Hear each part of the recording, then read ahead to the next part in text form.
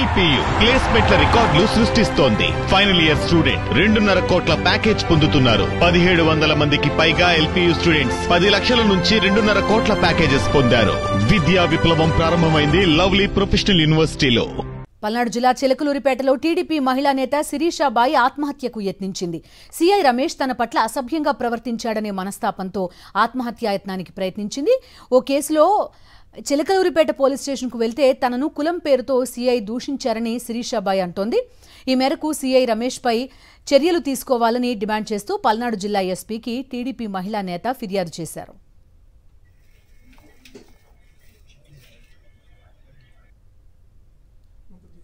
నా లంబాడి ఆడబిడ్డ ఆడపడుచుకి అన్యాయం జరిగిందేమో, నేను తప్పప్పులు కూడా మాట్లాడటానికి వెళ్ళలేదండి అని కనుక్కోవడం కోసం నేను వెళ్ళాలే కానీ అతను వచ్చేసి ఎలా పడితే అలా మాట్లాడేసి నన్ను వల్గర్ లాంగ్వేజ్ యూజ్ చేసేసి నన్ను భయభ్రాంతులకు గురి చేసేశారు. సార్ మీరు అసై గిసై నన్ను అనొద్దు దయచేసి.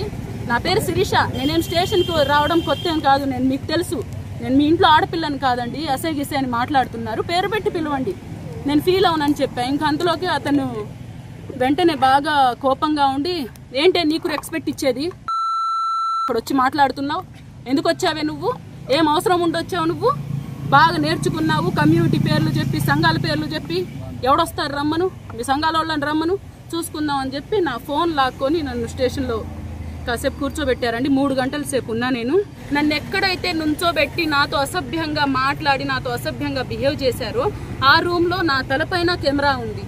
మీరు కనుక ఆ కెమెరా కనుక ఓపెన్ చేస్తే, ఒకవేళ నేను మిమ్మల్ని అడుగుతుంది ఒకటే, తీయించగలిగి కొంచెం ఓపెన్ చేస్తే ఆ సీఏ గారు నాతో ఎలా మాట్లాడారు, నన్ను ఎంత బాధ పెట్టారు. ఏమంటే నేను ఇది భరించలేక, నాకు 2 పిల్లలండి, నేను 3 డేస్ అయినా కూడా నేను ఇది మర్చిపోలేకున్నా అనమాట.